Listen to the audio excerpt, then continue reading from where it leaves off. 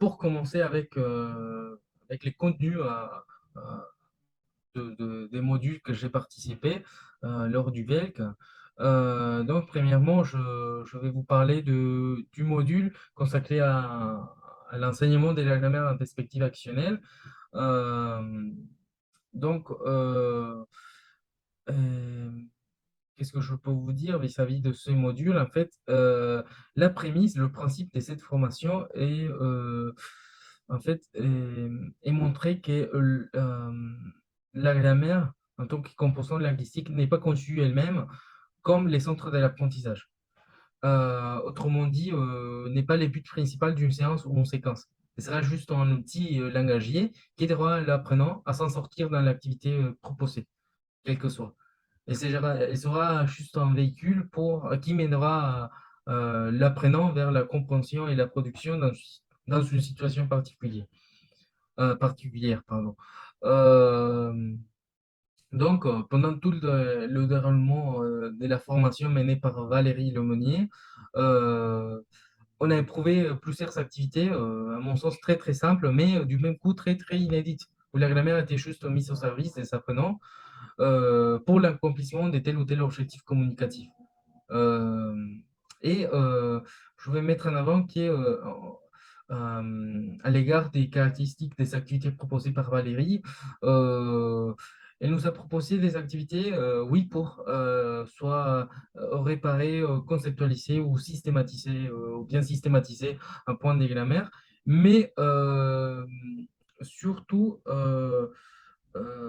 mettant en pratique les compétences orales des apprenants. En fait, parfois quand on pense systématiser un point de grammaire, pense toujours à une activité à l'écrit. Et elle nous a montré clairement, nettement, l'autre côté de la monnaie, que c'est faisable, conceptualiser, euh, systématiser un point de grammaire oralement. Euh, elle nous a proposé d'expérimenter plusieurs activités de jeux telles que mimer une bataille navale, plusieurs choses très, très inédites pour moi. Je voudrais remarquer que les activités aussi, les activités proposées étaient contextualisées, étaient ancrées dans une situation communicative, intégrant ainsi un français plus authentique, qui était éloigné du français standard qu'on trouve souvent dans les méthodes du FLE.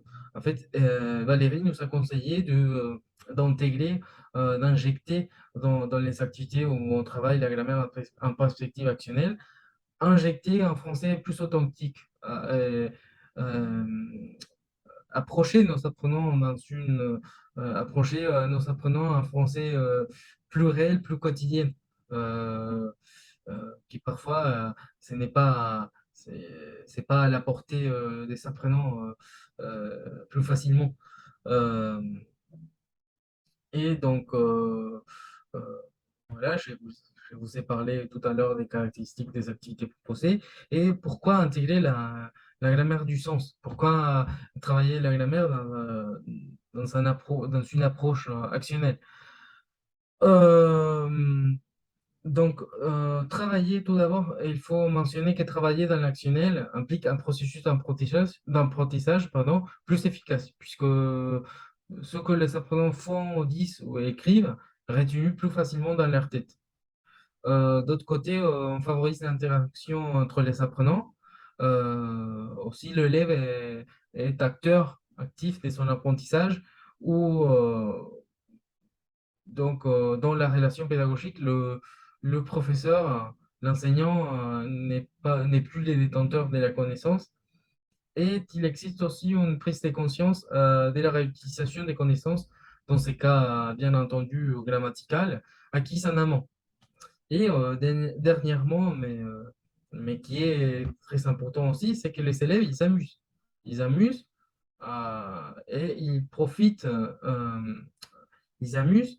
euh, L'apprentissage devient plus significatif pour eux et ils profitent aussi de l'espace de convivialité de la classe dont on ne peut pas se passer en tant qu'enseignant. Il faut proposer des activités où les apprenants s'approprie de cet espace que parfois on oublie de, d'en profiter. Euh, Par la suite, hein, quant au deuxième module que je fais, c'était celui d'intégrer la gamification en classe de FLE et qui, en fait, on, on peut considérer aisément que juste à partir de l'emploi de jeux numériques, on est face à une séance gamifiée. Et le concept de gamification va au-delà de cette notion. En fait, une unité est gamifiée quand on applique les mécanismes de jeu dans la dimension pédagogique et didactique, sans même avoir recours au jeu numérique. Et qui dit mécanisme de jeu, dit intégrer par exemple le récompense, la quête, l'esprit de compétitivité, la pression du temps, la coopération entre autres. Et aussi, il ne faut pas oublier de mentionner le dynamique de jeu, tel que l'accomplissement, intégrer du hasard, qui est l'attente, parmi d'autres. Et on revient à la même question, pourquoi gamifier une séquence? Pourquoi gamifier une séance? Ou même une unité entière, une unité didactique entière? Parce que, en fait, la réponse est parce que, tout d'abord, elle stimule l'engagement de l'étudiant avec son apprentissage. On le fait participer, on l'incite à agir. Et en outre, c'est très important le fait qu'à travers le jeu, on confronte l'échec. Par ailleurs, à partir d'une séquence gamifiée, l'apprenant éprouve du plaisir, le plaisir du jeu. Et comme résultat, ça provoque que l'apprenant répète des comportements de façon involontaire qui l'ont conduit précédemment à ce sentiment du plaisir. Donc, de plus en plus, de plus, de plus en plus, il va devenir plus actif dans les cours. Euh, la relation coût-rendement, euh, dès travailler la grammaire en perspective actionnelle et gamifier une séquence, la relation coût-rendement est fortement favorable. Ça donne, oui, il faut le dire, ça donne beaucoup de boulot euh, euh, créer, mettre en pratique tous ces astuces mais les résultats sont positivement énormes. Euh, donc, je viens de vous présenter très, très succinct les contenus de chaque module que je participais. J'espère que vous l'avez bien compris, au moins, ou du moins avoir saisi pardon, l'idée principale de chaque module. Et par la suite, je vais vous montrer en fait ce que je fais euh, pour mettre en pratique la connaissance acquise lors de la formation du BELC. Donc, les modules, pardon, les modules, non, la méthode qu'on utilise au Centre des langues étrangères pour les élèves débutants au FLE, nous propose de travailler avec un dépliant consacré au Carnaval du Québec et, et à partir de là faire un exercice typique des compréhensions écrites avec des questions et bon, pas grand-chose. Donc, je voulais reformuler cette activité et du coup, je proposais un- une séance gamifiée euh, euh, pour travailler sur cette fête francophone. Et donc, c'est que je proposais en fait pour l'étape des sensibilisations. Là, j'ai montré aux élèves les attentes de la séance, donc connaître une fête nationale d'un pays francophone. Et il faut mentionner qu'ils ne savaient pas de quelle fête on allait travailler, euh, comprendre un dépliant, acquérir un nouveau lexique, un lexique lié à la fête québécoise. Et aussi par rapport à la grammaire, en perspective actionnelle, je voulais qu'ils apprennent comment poser des questions du type «Est-ce que?» et comment exprimer les goûts. Et finalement aussi, l'un des objectifs, c'était de s'amuser. Et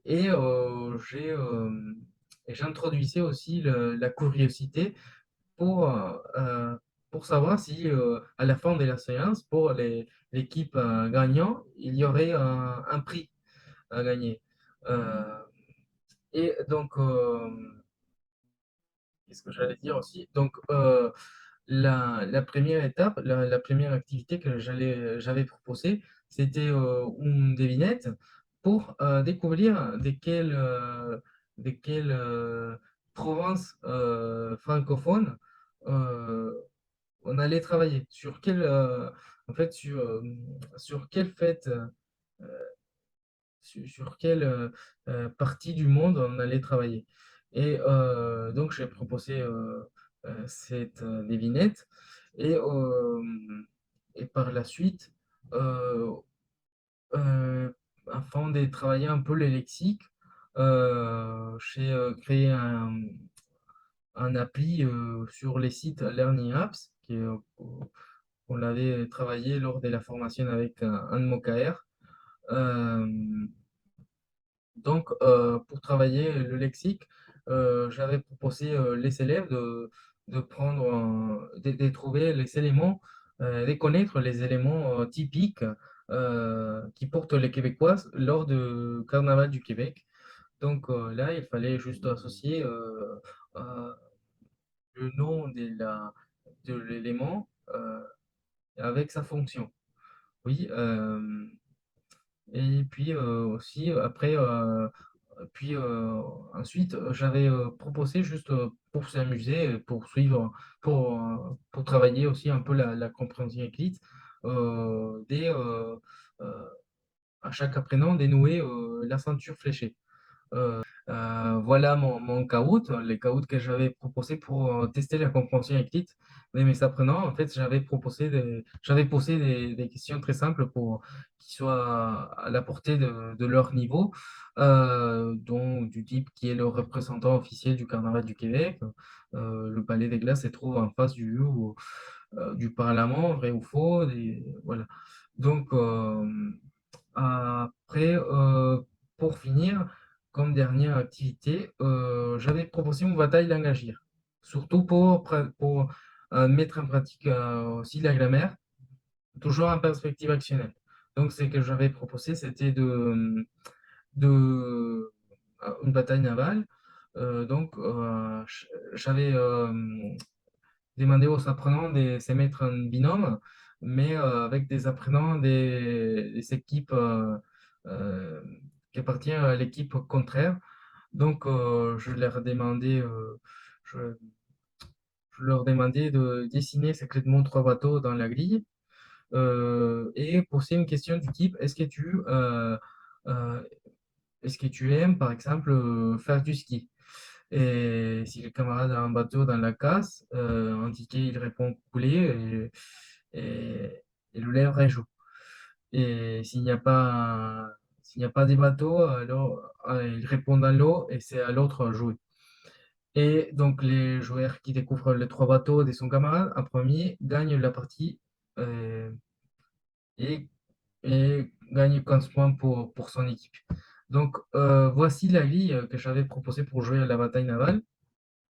Et aussi, en fait, j'avais donné comme exemple, tenant en compte le conseil de Valérie d'intégrer, toujours d'injecter, le français authentique, approcher nos élèves un français plus authentique, plus quotidien. J'avais noté, dans les tableaux un dialogue du type, «Ça te dirait, d'aller au carnaval du Québec?» «Oui, carrément, à condition qu'on partage le même goût des activités». Et à partir de ces dialogues très courts, il commençait à poser des questions, du type, «Est-ce que?» pour, trouver les bateaux de l'apprenant ennemi. Donc, est aussi, on avait travaillé précédemment, les élèves connaissaient, en amont les expressions des goûts, c'était juste pour les systématiser. Moi, je voulais, pour finir, je voulais dire que grâce au BELT, grâce à cette formation, j'ai retrouvé un nouveau élan pédagogique à partir lequel on est motivé à continuer à créer des activités qui captent l'intérêt de nos apprenants. Donc, je vous souhaite à tous et à toutes une très bonne journée. Au revoir et à la prochaine.